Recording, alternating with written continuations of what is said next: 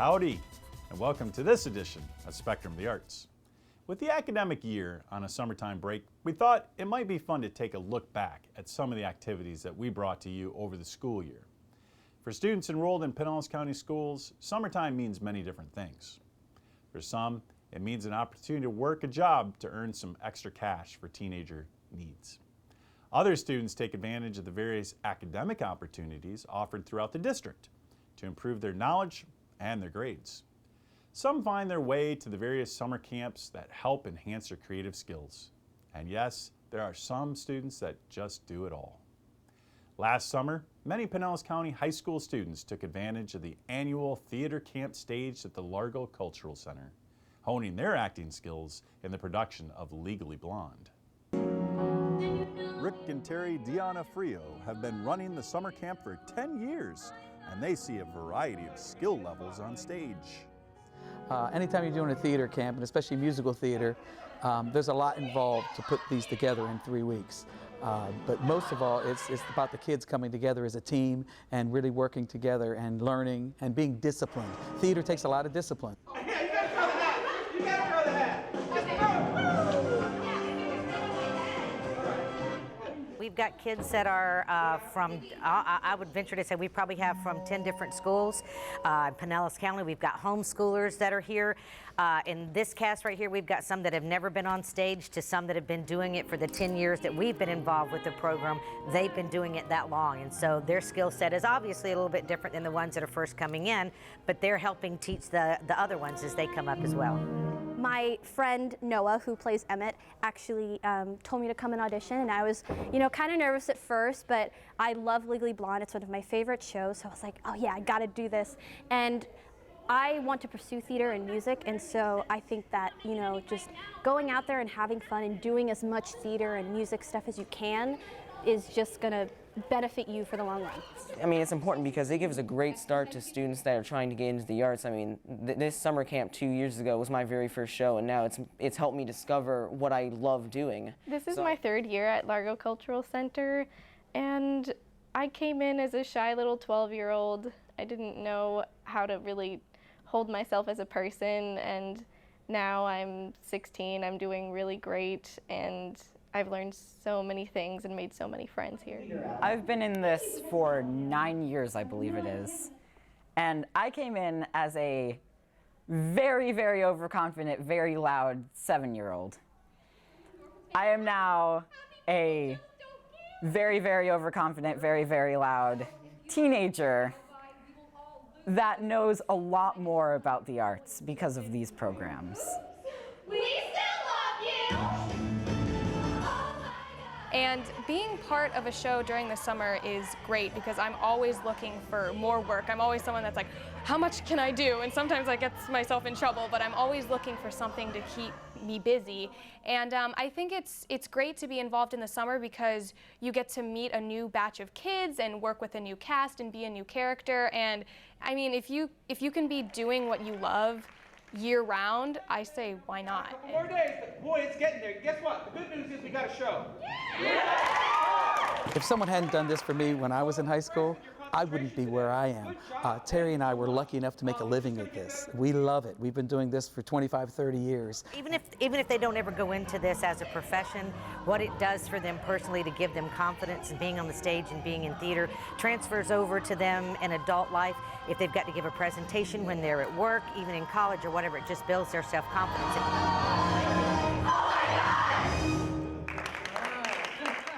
Last fall, we brought you a story about the unique Arts Conservatory for Teens, drawing attention to the ACT collaboration with Johns Hopkins and Tyrone middle schools, in an effort to provide them with an opportunity to express themselves and to hone their artistic skills in a professional environment.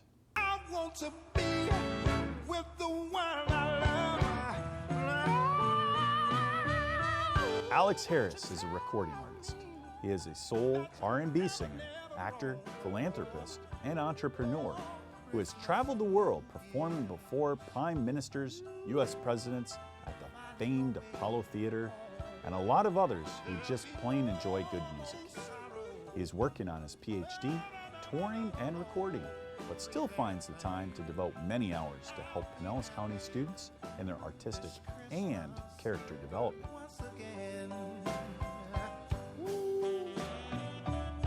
Arts Conservatory for Teens was founded in 2009, started a program that focused on teen development through the arts. So our mission is education, empowerment, enrichment for youth and teens through arts education.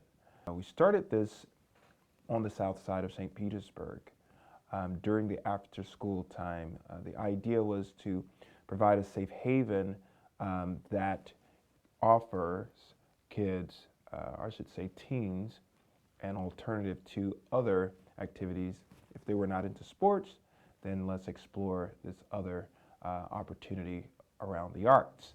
Lori Matway, Pinellas County Schools Associate Superintendent for Student and Community Support Services, explained how the association with the Arts Conservatory for Teens came about.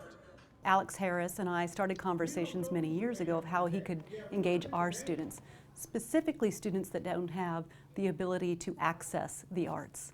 And so we started with this pilot at Tyrone Middle School and John Hopkins Middle School just this year in September, so we're very excited about this opportunity. We focus on primarily the performing and fine arts. They get to participate in dance, music, hip-hop, modern day dance, improv, all the things that the kids are interested in, video production, just like an MTV video. So we wanted our students to get the taste of the arts in many different formats, so they'll have the opportunity to go to different studios throughout the year to see where their passion is. And it also gives us an opportunity to get the kids on campus early, so they're not tardy. It's reduced tardies, it's reduced absenteeism. They're excited to be part of the education process and don't even realize that being part of the arts also improves their academic performance. Now who are we? Who are we? Who are we?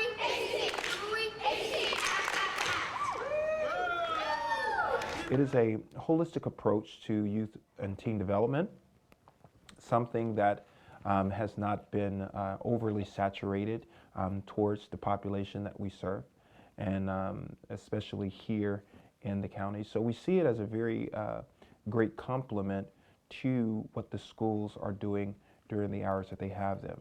We hire our artists to work in our programs. We have other volunteers who come in and speak and do master classes. These artists are more on the international scale currently, and they will come in.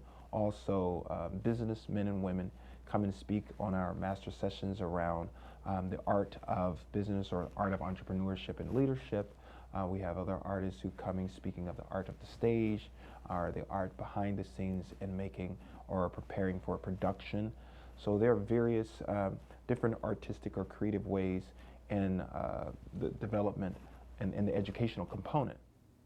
Pinellas County Schools Elevate the Arts program, in cooperation with the St. Petersburg Opera, presented middle school students with a unique opportunity. Exposure to the opera with a special performance of Pinocchio. It was written especially for children, but performed by professional musicians and actors. Over a 2-day period, more than 600 Pinellas County elementary students were transported to the St. Petersburg Opera facility for the purpose of providing them with an experience that most had never known. The opportunity to see and participate in an opera written especially for children. Prior to the performance, Executive and Artistic Director Mark Zvorsini was joined by Stage Director Alex Fullahee to explain some of the finer points of the theater to the youngsters. This is the first time we've been able to collaborate with the school system to really do a full-scale production, and the number of kids that will be seeing the show today and tomorrow is around 660, I believe. So we're very excited to be able to reach these third graders. So we have decided to take our third graders from Campbell Park, Fairmont Park, Melrose, Maximo, and Lakewood Elementary schools, as well as Woodlawn and Bear Creek schools. And the third graders are all going to be able to go and see a professional performance of Pinocchio.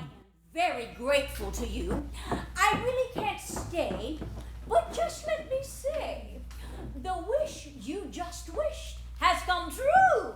We knew that some of the students might not be familiar with opera, and so the St. Pete Opera Company went out to the schools in advance, prior to the event, and they did an informational piece with the students, introducing them to the opera, what opera is, this is what it sounds like. The sopranos can sing really high, and the basses can sing really low, and the musicians can sing really loud.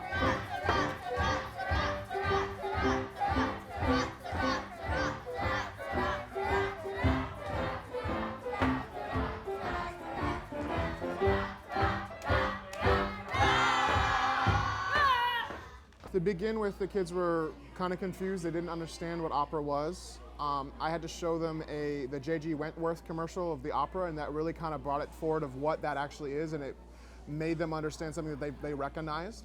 And so they bought in a little bit more once they saw that. We talked a lot about the difference between a musical and an opera. We used lots of different examples of, how opera is all about singing and all about these very elaborate type programs, and I kind of got to see the light in their eyes kind of flicker open and go, oh, this is going to be really awesome, it's going to be something different. We see this as we put this together this year, and then we could kind of improve and tweak as we go forward. And as he was putting it together, in addition to the referendum, he went out and sought even other sponsors, so even more community people that will surround these kids and these schools to say how great this can be for our kids. It's a great community piece. I think the entire cast is very excited also for the opportunity to present opera to this audience. Probably most third graders have not seen an opera. We wanted to specifically reach out to these schools, if possible, to give these children the opportunity to see art being created live and to hopefully enhance their understanding of the world and the possibilities that are out there.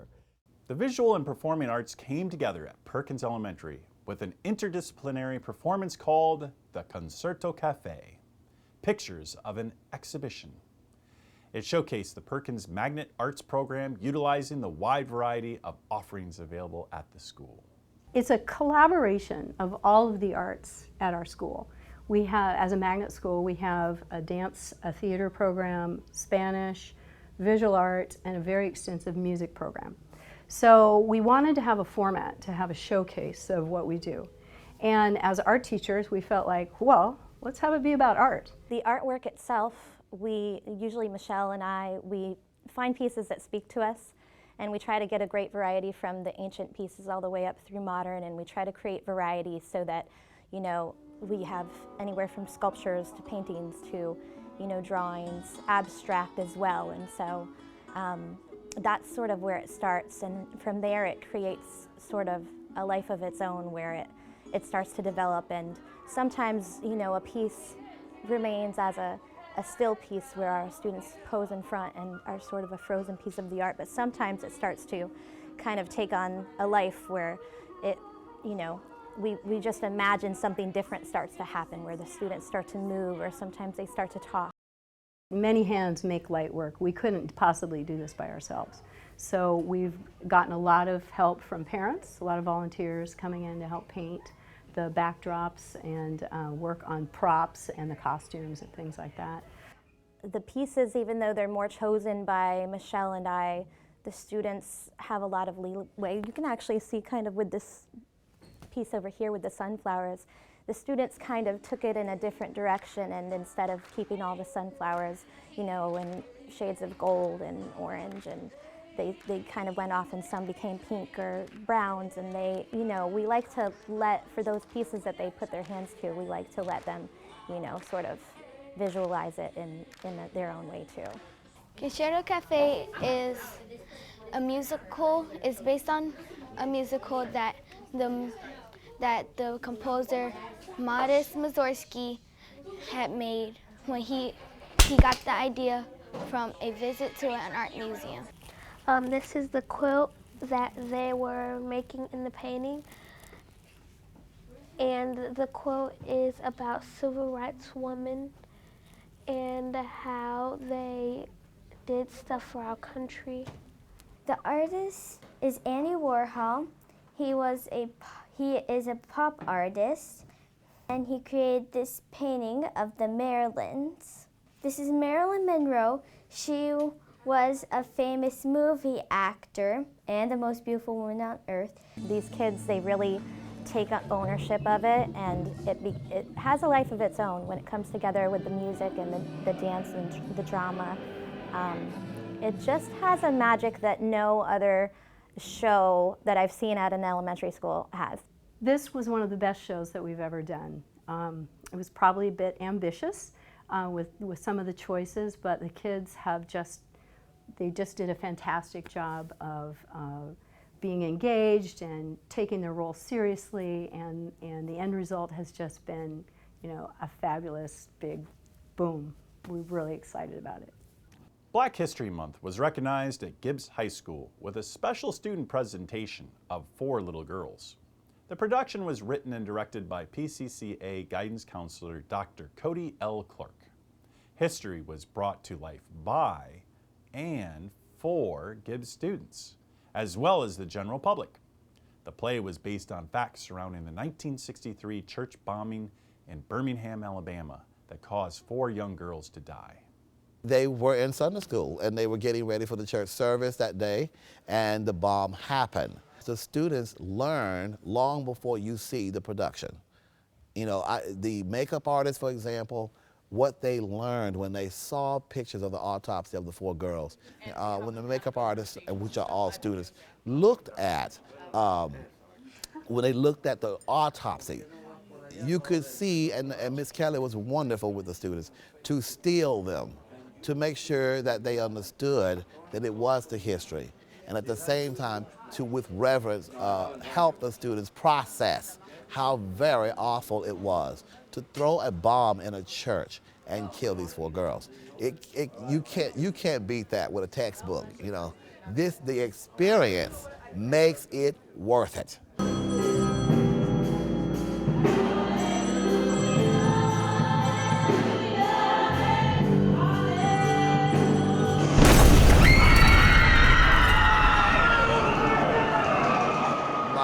So that happens right away early in the show, so people know the story. I tried to go ahead and get over that.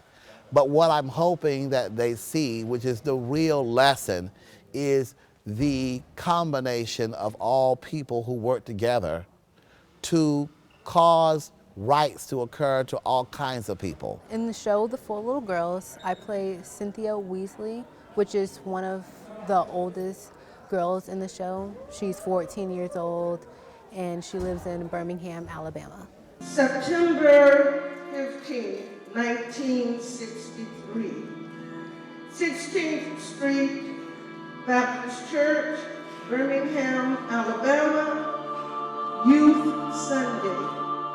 I learned of the things that happened in the past, the history behind the incident that happened in the church. It's showing what happened and about them, coming back to life as angels. I think it's a really good performance. There's a lot of stuff going on. There's singing, there's acting, there's me dancing and the other 3 girls dancing. I write storylines based on the research. So in this case, I did the research for 4 Little Girls that happened in 1963 in Birmingham, Alabama, and I take from the research what elements I think would enhance student learning, what elements would help them understand the thought processes and the condition of that time and how it affects them today. Basically, I didn't really know about this until they brought up the performance. I never knew about any 4 Little Girls or anything about the bombing. So it basically just taught me about some history of mine. I am one of the oldest sisters of Denise McNair, and we're supposed to be kind of like overprotective over her. And we were just dancing in the first part, but it's actually telling a story in the dance about how they were bombing and how they found them in the pile.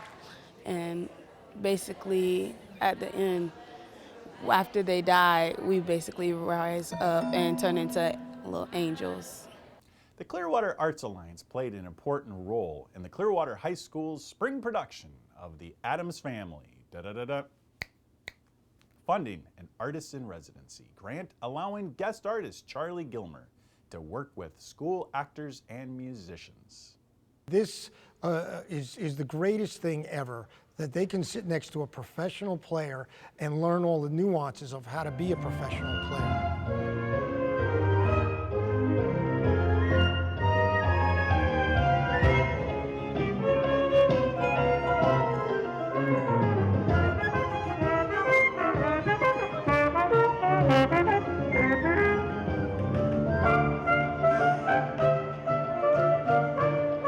Charlie Gilmer was a last-minute replacement for the original guest artist who was sidelined due to a hand surgery. So it was a quick study for him. I have worked in theater productions as a director in children's theater. I do it all over the place. So high school is a pretty good switch of gears for me. I play elementary and middle school courses, and now I get to work with the so-called big boys. They get basically a bachelor education in music performance. When you can sit next to a professional player and understand the ability to read the music, play it down, get all the nuances of the music down, that's something that is very difficult to teach. When they have that in front of them as an example, then all of a sudden they pick up at a very quick rate, and they're able to leave this ensemble with all that knowledge. The piano player is very, very important. And what our professional player is going to do is basically start a lot of the songs. He's going to add tempo changes to those songs. These students are going to pick that up by ear. They're going to hear what's going on. They're going to be able to interact with that immediately and to respond to it and to play the music as prescribed by the piano player. Oh, the Addams Family is great. I understand it. 1964, black and white sitcom that was on for a couple years. Very funny, macabre family that functions at a completely different level than the social norm. But this music and this work is based a little bit on the Latin part of the Addams Family, Gomez album. So you're going to hear a lot of tango, you're going to hear a lot of Latino music that's really spicy, fun to play. If I didn't know any better, I would say that looked like an engagement ring. What are you saying? Lucas wants to marry me. What? Lucas Beinecke loves me and he wants to marry me. Do you want to marry him? Yes, I think so. You think so? Well, I've never met his parents and he's never met mine, and I just need to be sure. That he's the what? That the families can get along. I mean, they have to know what they're getting into. What are you saying? I'm saying we're who we are, and they're from Ohio. Ohio? A swing state? That's what I mean. You're right, this is important. Let's go tell your mother. No! What? Teddy, please, she'll ask a lot of embarrassing questions and wreck the whole thing. But we have to tell your mother. After dinner and for all friends, then we'll tell her. But I've never kept anything from you. Daddy, please. What? If you love me. What? Do you love me, Daddy? Of course. There are two things I would never do. Say no to my wife. Say no to my daughter. 6. What exactly should I do? Do you realize what you're asking me to do? Daddy, one tiny little secret, please. Okay, please. okay, fine. Oh, thank you, Daddy. Time is of the essence when developing a performance to become stage ready. At Clearwater High School, as crunch time approached, the rehearsal pace picked up dramatically. We've been working about a month and a half, and I would say the last 2 weeks we really have been working every day perfecting this. We're at a slight disadvantage as high schools all are. We get an authentic Broadway production that takes authentic Broadway people, musicians, actors, 6 months to perfect 9 to 5 every day. These kids get to do it after school for about 2 or 3 hours. But the good news is they have a lot of example to go by, and they're able to really pick up what the show is.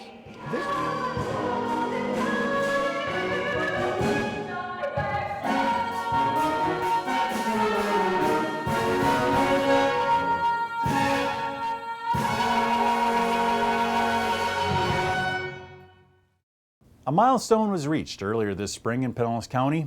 12 district students received 15 national medals in the Scholastic Arts Awards competition, the largest number of awards Pinellas County students have ever received in this program.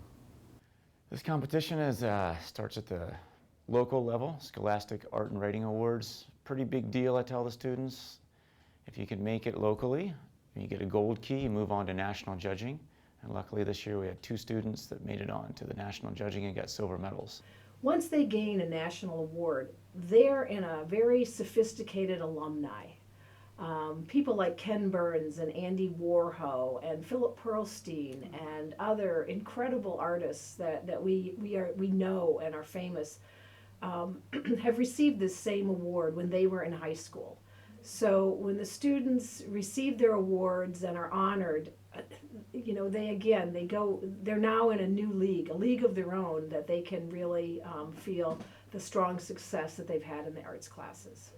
There's a scale, like a rubric scale. Creativity would be good. Originality, personal voice is a big one. Is there something that stands out with your artwork that maybe other people didn't think of? And also composition. I would think of the rule of thirds as your subject off center a little bit. Are you using this rule of thirds properly? Proper technique also. Did you have the proper area in focus and the areas you wanted to be out of focus or where they're supposed to be? Did you send a message? I like to think that I capture things in a more creative way, things that are good specifically for advertisements, because when I take the photo there's a lot of extra space either to the left or the right, which is good for text. I like to shoot nature photography. It could be trees, flowers. You can include people in there to make it more interesting. She actually came into my class, I think she was at another school last year, so I had some instruction there. Really didn't realize her talent until she got here, and I started to push her a little bit, realize what she could do. Mr. Barden was very encouraging, and that was something I didn't get too much from my other school, so when I came here I felt, like very validated, and he gave a lot of good advice. There's sometimes a photo I thought looked good already, but he recommended like cropping it, and that gave it more depth or just a different perspective. She got creative with her artwork very quickly, had a great composition right off the bat, and then she started bringing out even more contrast in her work, which is just beautiful to see. I think there's a natural talent to get a natural composition and find these shots, but you can definitely refine that. It doesn't mean you're going to be an award winner right off the bat.